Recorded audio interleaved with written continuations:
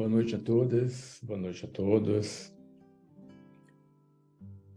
Que a paz do nosso Mestre Jesus seja conosco. Vamos aqui juntos, todos nós,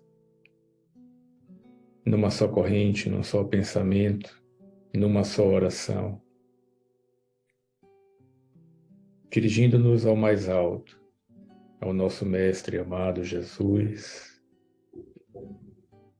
rogar-lhe as bênçãos, a inspiração, o alargamento de nossas possibilidades de compreensão do seu Evangelho, da sua mensagem libertadora. Louvado seja, Senhor, por toda a eternidade. Louvado seja o nosso Pai e Criador. Te pedimos permissão para iniciar o estudo desta noite. Te pedimos a presença em nosso estudo, assim como dos vossos abnegados servidores, que da espiritualidade nos protegem, nos dirigem, nos amparam, nos conduzem na senda do bem. Seja este estudo, Senhor, em teu santíssimo nome, um gerador de energias positivas, salutares, que preencham os nossos lares, os nossos corações, que colaborem com a extensão do bem, da causa do bem aqui em nosso planeta. Iniciamos, pois, com a tua permissão, os nossos estudos da noite. Paz e bem a todos.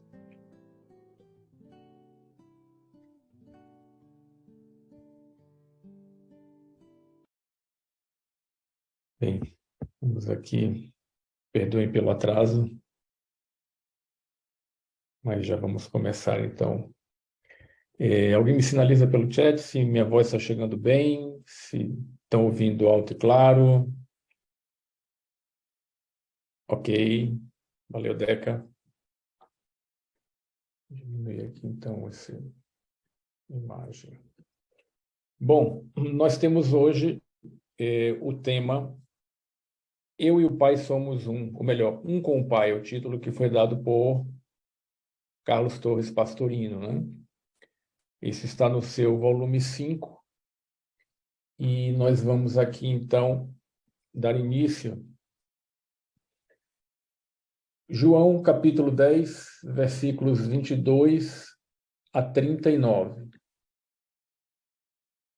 Ele começa dizendo que naquela época, então, aconteceu a festa da dedicação em Jerusalém. Era inverno e Jesus passeava no templo, no pórtico de Salomão. Pastorino contextualiza para a gente que naquela época, nesta festa da dedicação, era no mês de dezembro. Ele até situa para a gente o mês de dezembro de 2030. Ou melhor, dezembro de 30, né? 2000 já estou eu aqui dizendo. Dezembro de 30. Essa festa da dedicação era uma das 4 festas que tinham lá naquela época. Aliás, ainda existem hoje. Mas eram 4 festas que todos os judeus se dirigiam para Jerusalém, né? E essa foi uma festa que ela foi instituída justamente por Judas Macabeu. Nós estamos falando aí de mais de 150 anos antes de Cristo, e era para comemorar justamente a purificação ou a renovação do templo após ele ter sido profanado por uma pessoa de nome Antíoco Epífanes. Esta festa ela era também conhecida como a Festa das Luzes. E a sua celebração era muito parecida com a Festa dos Tabernáculos, né, que nós já estudamos aqui em outras passagens. Ela começa, até hoje essa festa existe, ela começa no 25º dia do mês de Kislev. O calendário judaico ele é diferente do nosso. E é uma festa que ela leva 8 dias, né? Por exemplo, hoje, para nós aqui, dia 15 de dezembro, no calendário judaico, hoje é o dia 21 desse mês de Kislev. Então, este ano, esta festa vai ocorrer, a festa... Hoje, o nome dela já não é mais essa festa da dedicação. Lá eles chamam de Shakuná ou Hanukkah, Chanukah ou Hanukkah, né? Essa festa este ano lá vai começar no dia 18, daqui a mais 3 dias, portanto, e vai até o dia 26/12. Então, ela mais ou menos coincide aqui com o nosso Natal, né? Então, era uma solenidade que realmente equivalia às outras 3 grandes festas daquela época, que era a festa da Páscoa, né? Então, não a nossa Páscoa como a gente comemora hoje, mas a Páscoa dos judeus, a Pessá. Tinha também a Pentecostes, que também não é o nosso Pentecostes, mas, enfim, notem o quanto que nós somos permeados por essa cultura judaica, né? E a festa dos tabernáculos, ou das tendas. Bom, pelo fato de ser inverno, né, lembremos que lá, Jerusalém é hemisfério norte, então, neste momento, lá é inverno, como é aí em Andrea, no Canadá, né? Não é como aqui, que estamos no verão. Então, por ser inverno, era muito comum que se conversassem e passeassem, no sentido de andar conversando, no chamado Pórtico de Salomão. Esta foto que está aí mostra mais ou menos o que seria este pórtico, né? Então, o pórtico eles chamam de colunata. É uma sequência de colunas, mas aí dentro nós temos então corredores, né? Como se fosse uma fachada de um prédio.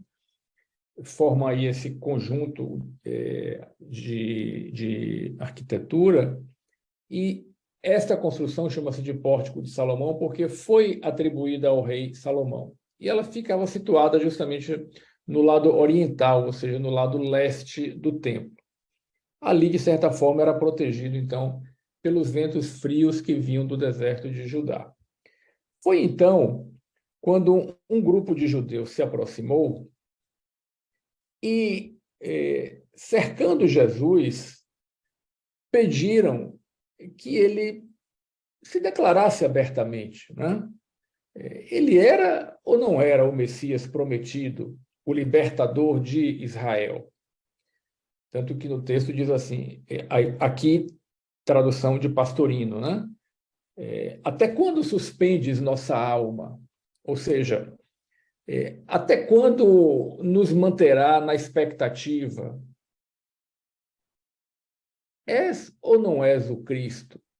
Se tu és o Cristo, então nos diz abertamente, fala para nós abertamente, né?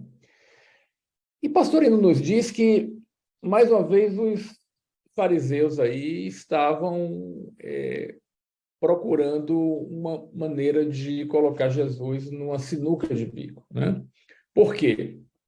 Esta era uma resposta que ela não poderia ser dada.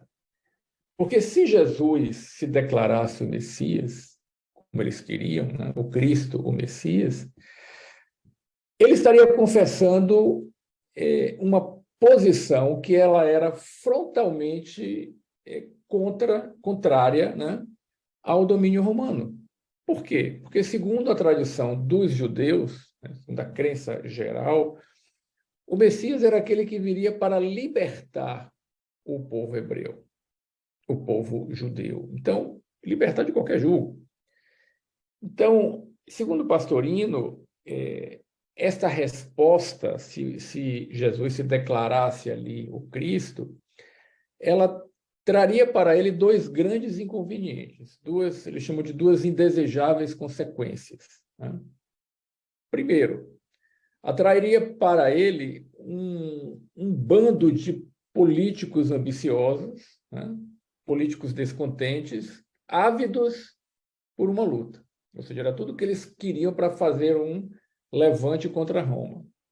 E, ao mesmo tempo, ele também mexeria com o ódio daquela outra parte da população, dos judeus, que ele chama aqui de acomodados, porque usufruíam dos favores dos dominadores romanos, e esses não hesitariam em ir correndo contar a Pôncio Pilatos que surgiu aí um novo agitador das massas, ou seja, um outro que se está dizendo como Messias e que vai se opor contra Roma. Aliás, ele não escapou desta acusação, né? Ao final das contas, Jesus foi condenado à morte justamente porque o Sinédrio o levou até Pôncio Pilatos, dizendo que ele estava se intitulando o Cristo. Então, ele estava se opondo frontalmente a Roma. Porém, a essa altura do campeonato, se o mestre negasse a si mesmo este título, né, ele não só estaria mentindo, porque ele era realmente o Messias prometido, o Cristo, como também ele decepcionaria todo aquele povo humilde que ali estava ouvindo também, porque não era só com os fariseus que eles estavam ali falando, e que confiava nele, porque já era uma multidão que o seguia.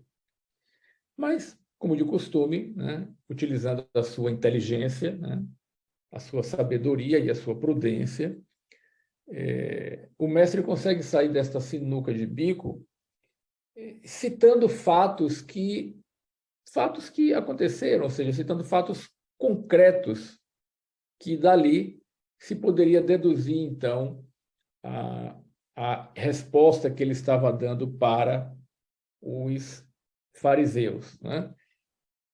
Essa resposta, então, ela se faria muito clara para todos aqueles que tivessem ouvidos de ouvir. Então, a resposta dele, que nós vamos ver aqui no próximo slide, ela vai bem mais além do que a pergunta que os fariseus fizeram para ele. Então, Jesus responde dizendo que já havia dito isso, né? Eu vos disse, não credes.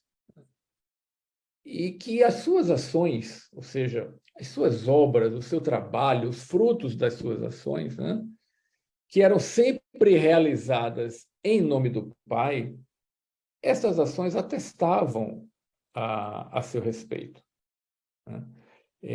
Tanto que elas foram suficientes para fazê-lo ser compreendido pelas suas ovelhas, né? Quem eram as suas ovelhas? Aqueles que ouviam a sua voz, que o seguiam fielmente. E a todas essas suas ovelhas foi dado a elas, por ele, né, o Cristo, o Messias, a vida imanente, de maneira que elas jamais se perderiam, né?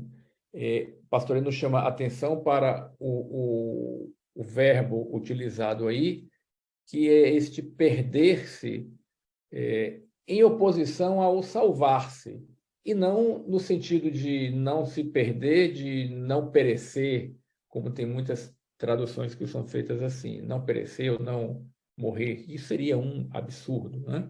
Então, elas não se perderiam, ou seja, elas se salvariam.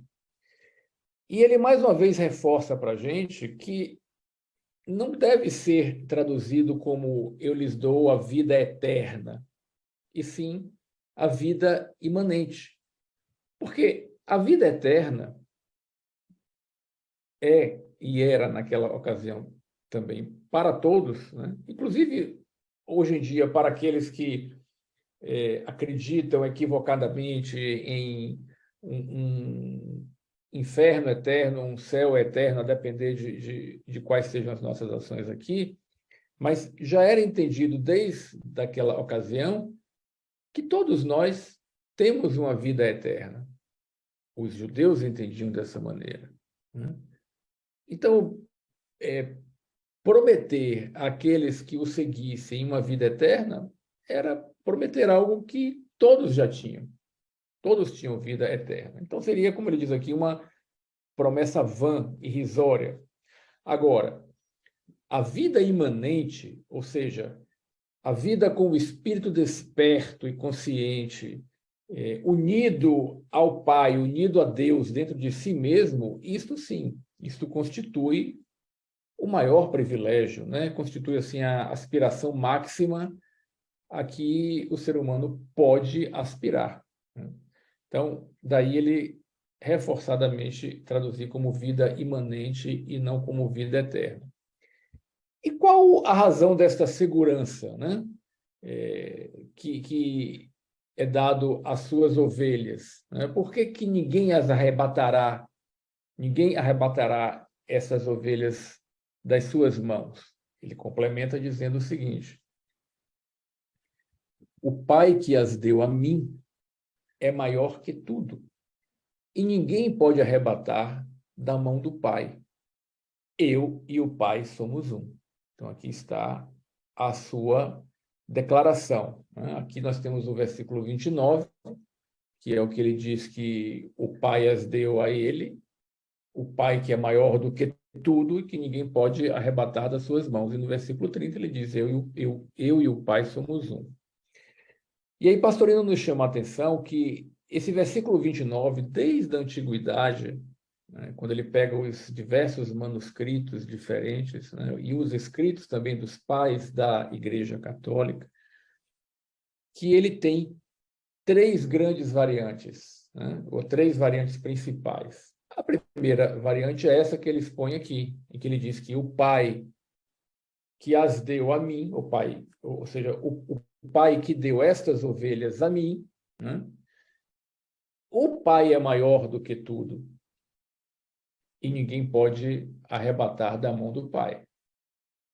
Tem uma segunda variante, que é justamente a variante aceita pela Vulgata Latina, e como aqui nós temos muitas traduções baseadas na Vulgata Latina, então é muito comum a gente encontrar nas traduções correntes hoje em dia aqui no Brasil uma variante que diz assim: o que o Pai me deu, ou seja, o que o Pai deu para mim, é maior do que tudo.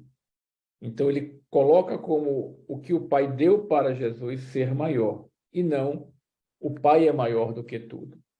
Então, isso é muito visto aqui nas traduções correntes no Brasil. E ainda tem uma terceira variação, que ele diz que o Pai é quem deu a mim o maior que tudo. E ele justifica que ele utiliza essa primeira variante, em que ele diz assim, olha, o Pai que as deu a mim, ele, o Pai, é maior do que tudo. Primeiro porque é a mais adotada em todos estes manuscritos antigos, mas também porque ela faz mais sentido, né?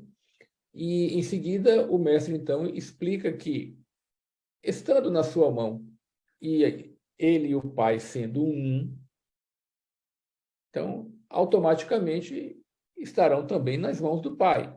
E esta expressão de estar nas mãos de alguém era muito comum, era muito usual, inclusive, nos textos do Antigo Testamento.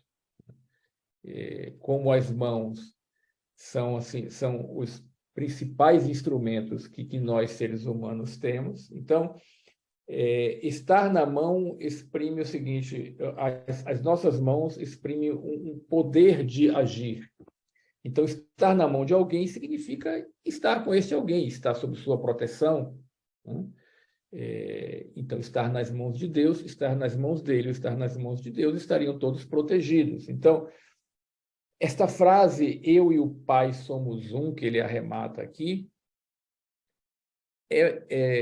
ela foi muito bem compreendida por todos que estavam ouvindo.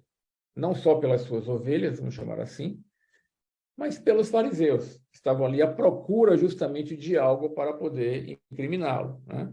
Então, eles entenderam muito bem o que Jesus quis dizer, eu e o Pai somos um. Entenderam assim no sentido teológico. Tanto que, na sequência do texto, os judeus outra vez né? Mais uma vez, foram buscar pedras para apedrejá-lo. Buscar pedras porque essas pedras não tinham disponíveis ali no pátio do templo, então provavelmente saíam para pegar as pedras do lado de fora para poder apedrejá-lo. Por que que buscaram pedras outra vez? Por que que João diz aqui, outra vez buscaram pedras, né? Vamos lembrar, no capítulo 8 do próprio Evangelho de João, eu acho que eu tenho um slide sobre ele aqui, quando Jesus, nesse mesmo tempo, talvez até no mesmo pórtico, né? Durante a festa dos tabernáculos, ele discutia com os fariseus, né? Dizendo que eles não entendiam o que ele dizia, porque eles eram filhos do adversário, do diabo, ou seja, como tal, eles queriam realizar o desejo do pai deles, e o pai deles era o pecador. Então, quase como uma repetição do que o que nós estamos vendo aqui, lá no capítulo 8 de João, nesta festa dos tabernáculos, que foi antes desta festa da dedicação, Jesus, então, dizia para os fariseus, né? Eu, porém, digo a verdade, e não credes em mim, né? Quem é de Deus ouve as palavras de Deus, são as ovelhas, né? Por isso vós não me ouvis. Não me ouvis por quê? Porque vós não sois de Deus. Então, em verdade, eu vos digo que se alguém observar a minha palavra, nunca mais, por todo sempre, verá a morte.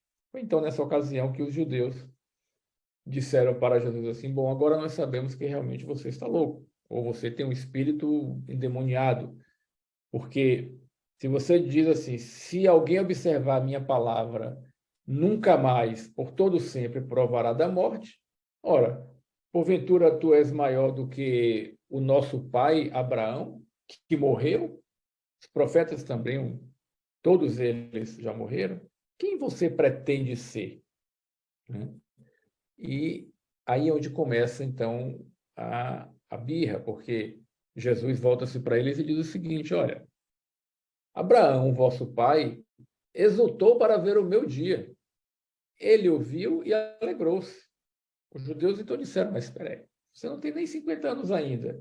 E viu Abraão? E Jesus diz então: em verdade, eu vos digo, que antes que Abraão existisse, eu sou. Aí mexeu diretamente neles e segue o texto de João, no próprio capítulo 8, no versículo 59, que diz, então, pegaram em pedras para lhe atirarem. Mas Jesus ocultou-se, né? E saiu do templo, passando pelo meio deles, e se retirou. Isto lá na festa dos tabernáculos. Agora foi diferente. Ao invés de Jesus se retirar, Jesus então retruca e diz para eles assim: eu vos mostrei muitas belas ações da parte do Pai. Por causa de qual ação me apedrejais? Então, ao invés de se retirar como da outra vez, Jesus enfrenta os fariseus e enfrenta com uma argumentação lógica para tentar chamá-los à razão. Então, começa apresentando um primeiro argumento.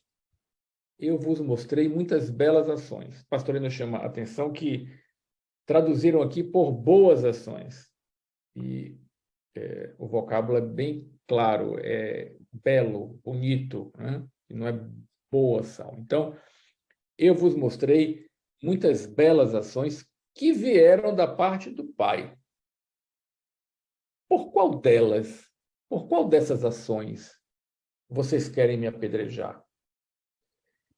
E os judeus, então, responderam o seguinte: nós não te apedrejaremos por uma bela ação, mas por blasfêmia.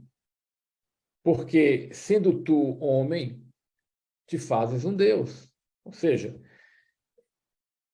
não é pelas ações que eles estavam ali buscando pedras, mas porque eles ouviram de Jesus: eu e o Pai somos um. Então, eles entenderam exatamente o que Jesus estava querendo dizer. Ali, Jesus estava se declarando realmente o Cristo, né? E isso para eles era uma blasfêmia, né? Jesus, então, retrucou de novo os judeus, né? E, e diz o seguinte: não está escrito na lei, eu disse, vós sois deuses? Se ele chamou deuses aqueles nos quais se manifestou o ensino de Jesus, e a escritura não pode ser abrogada, ou seja, não pode ser revogada, a quem o Pai consagrou e enviou no mundo, dizeis blasfemas, só porque eu disse sou filho de Deus? Então, nós temos, Jesus cita textualmente uma frase que se encontra no Salmo 82, do versículo 6, né? Em que ele diz assim: eu disse, deixa eu pegar aqui o Salmo.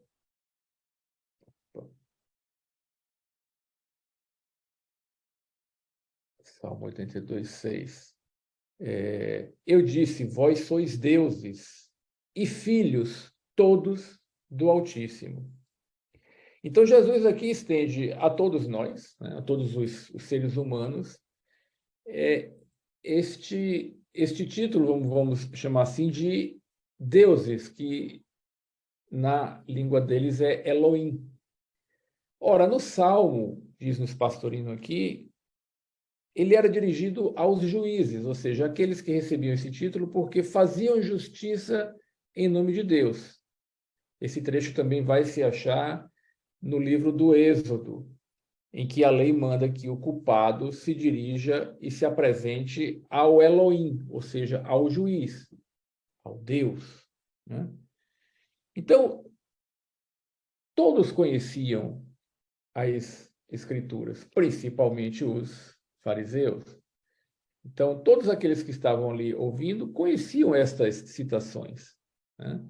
E tanto que foi esclarecida, foi justificada essa comparação que ele fez. Lá foram chamados deuses aqueles dos quais o ensino de Deus se manifestava, ou seja, os juízes. E ele reforça: a Escritura não pode ser revogada, né? Então, se aqueles de lá, simples juízes, eram chamados deuses na lei, por que ele seria acusado de blasfêmia por estar se dizendo filho de Deus?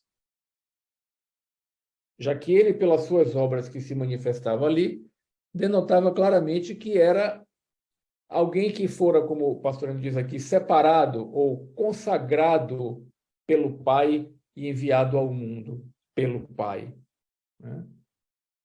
Tanto que ele só se dizia filho, ele não se dizia Deus, né? Ele dizia, sou filho de Deus. E aí Jesus continua, dentro dessa argumentação lógica: se não faço as ações de meu Pai, não creio em mim, não me creais, né? Mas se eu faço, embora não creiam em mim, embora não me creais, crede nas ações, para que conheçais e tenham a gnose, ou seja, eu tenho o conhecimento, porque aqui está o texto como o pastorino põe, né? Então tenham o conhecimento de que o Pai está em mim e eu estou no Pai. Então, Jesus usa de lógica, como que para despertar pelo caminho do intelecto, já que não vai pelo caminho do coração, né? Então, ele divide em duas hipóteses. Hipótese número 1.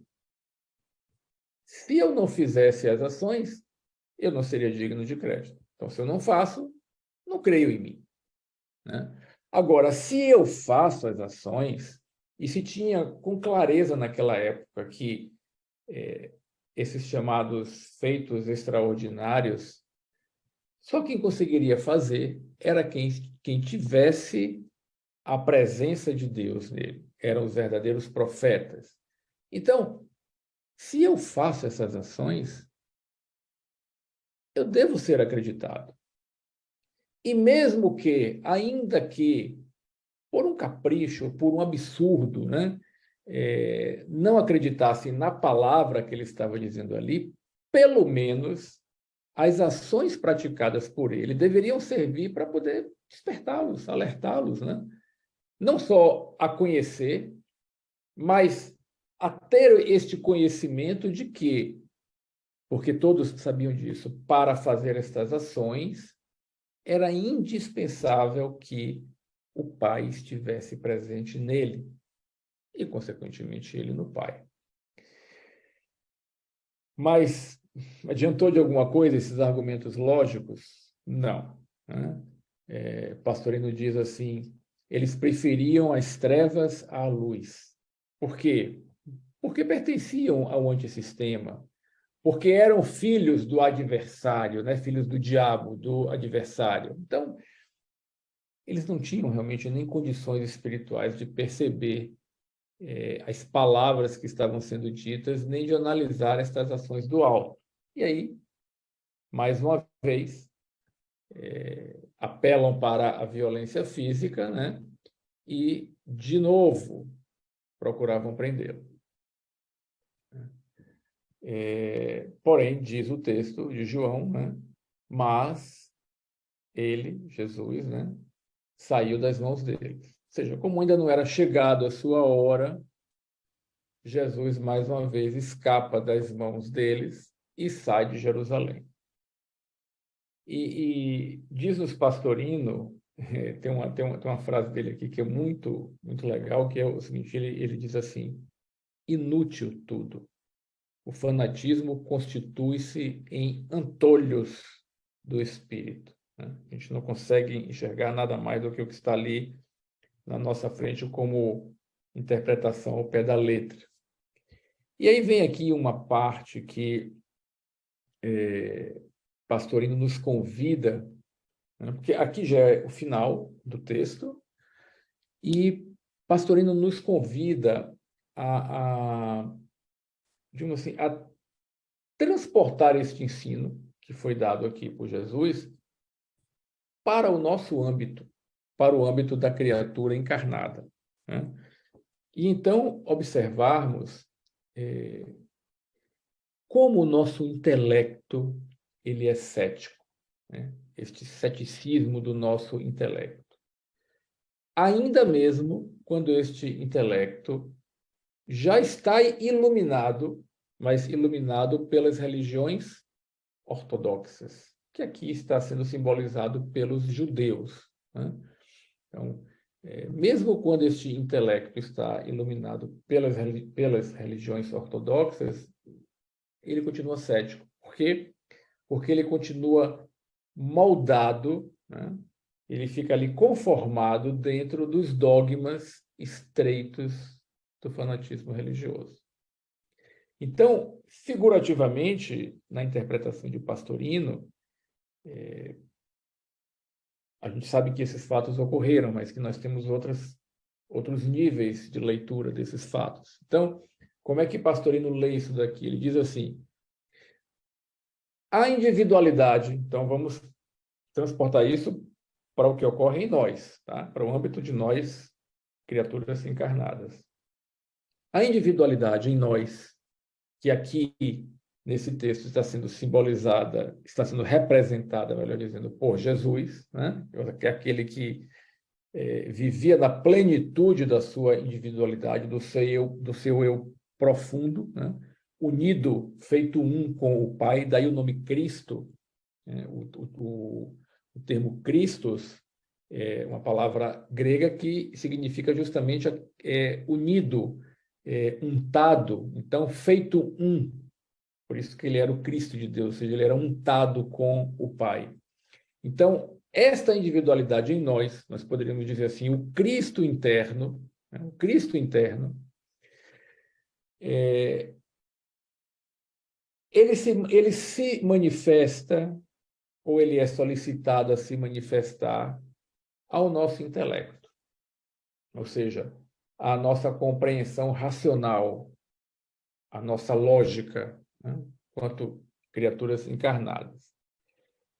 E quando ele é, então, solicitado a se manifestar, a falar algo dentro de nós mesmos, ou seja, essa instância crística em nós, a falar com a nossa personalidade, ele cita as ações espirituais que ele mesmo vem sentindo em sua vida religiosa.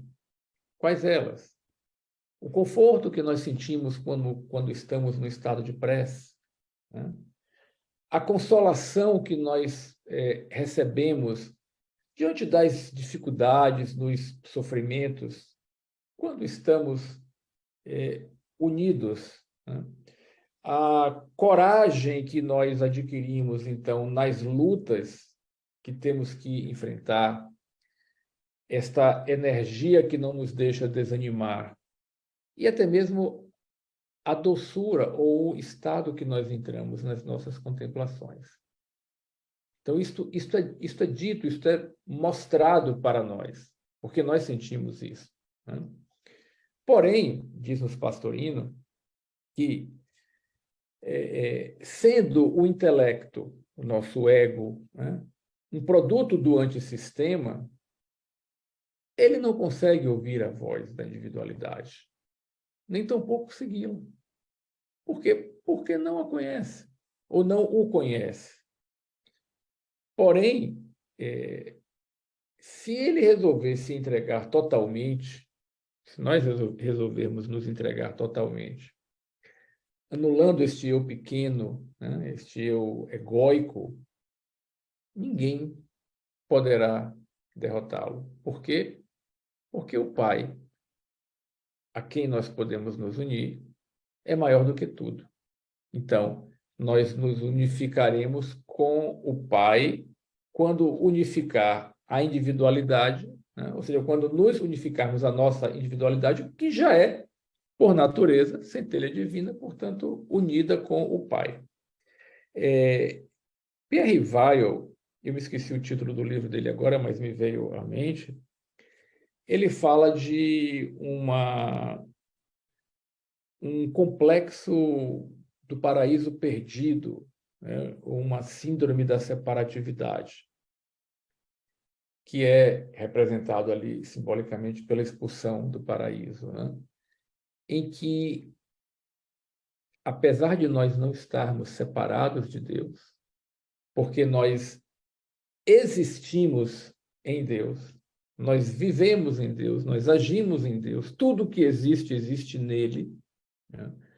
Na doutrina dos espíritos, se fala do fluido cósmico universal como sendo o hálito de Deus, ou seja, tudo que existe, existe neste fluido, ou seja, na presença divina. Então, portanto, nós estamos como uma gota d'água no oceano, apesar de ser uma individualidade de gota d'água, mas estamos unidos ao todo, né?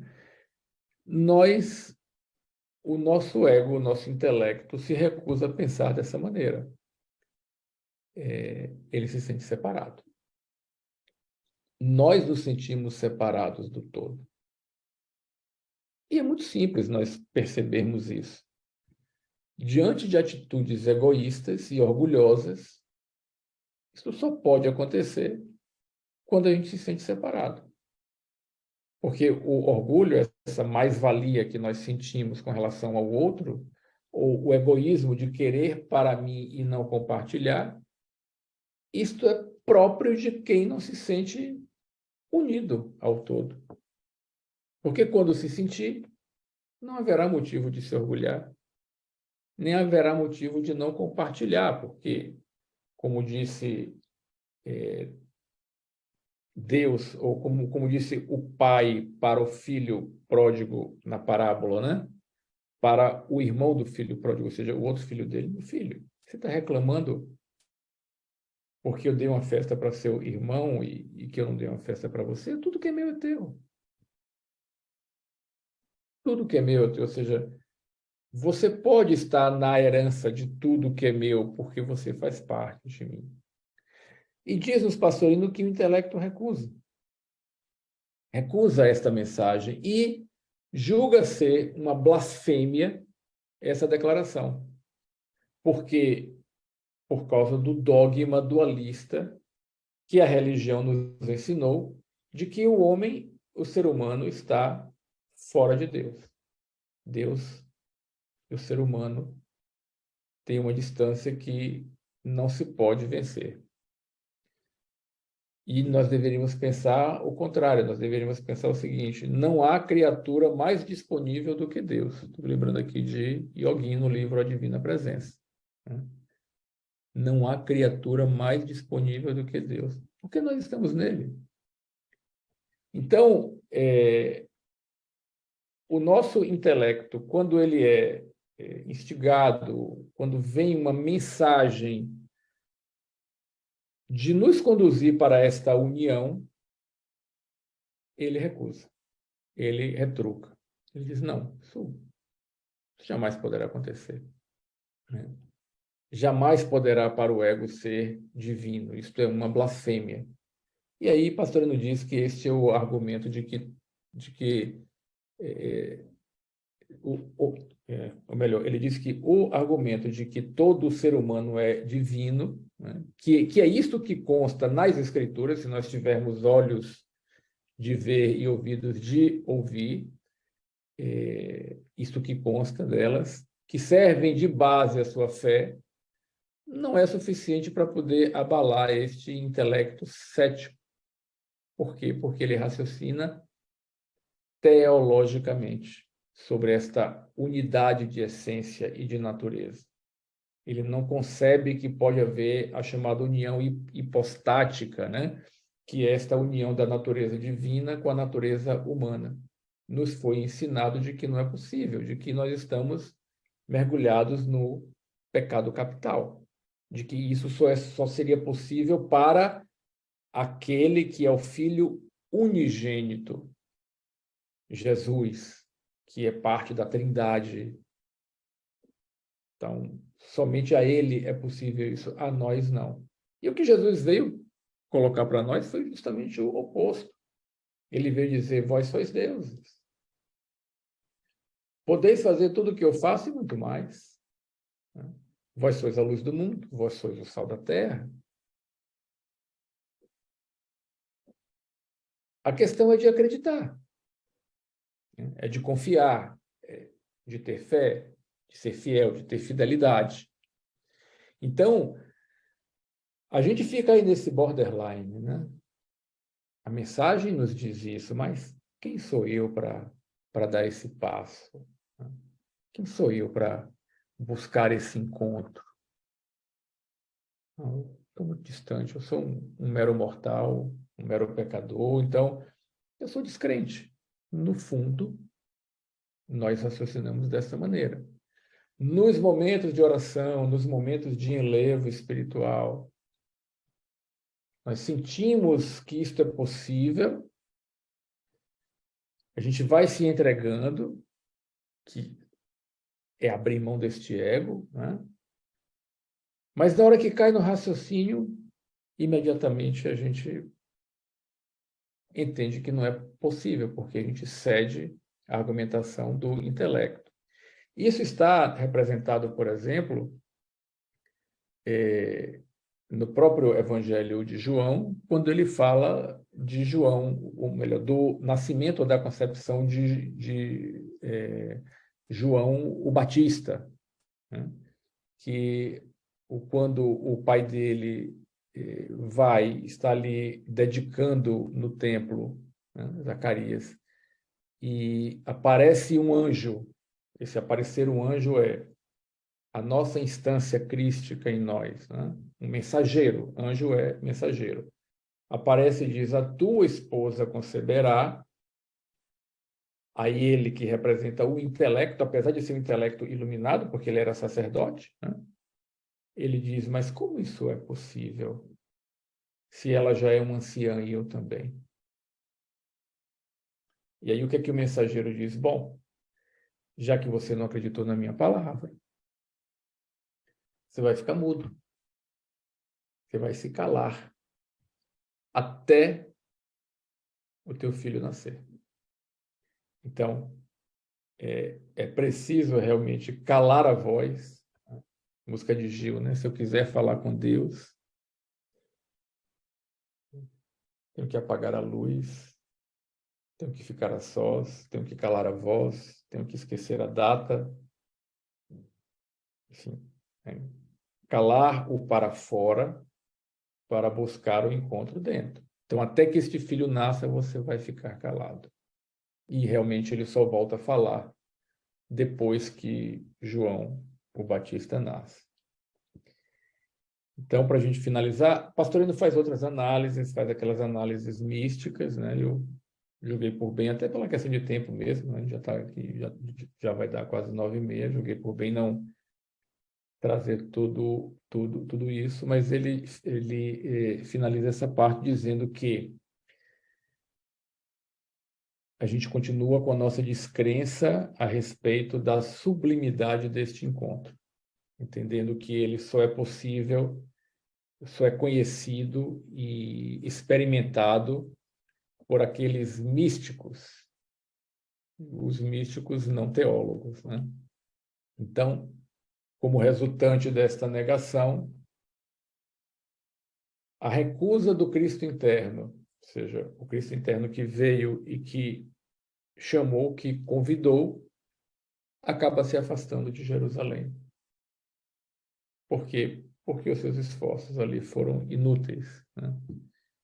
Fica para uma outra ocasião, né? O convite será feito de novo, mas nessa ocasião foi recusado por nós.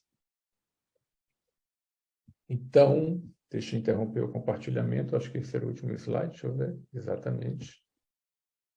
Vou interromper aqui o compartilhamento e vamos, então, deixar aí um espaço para perguntas, para comentários, para complementos.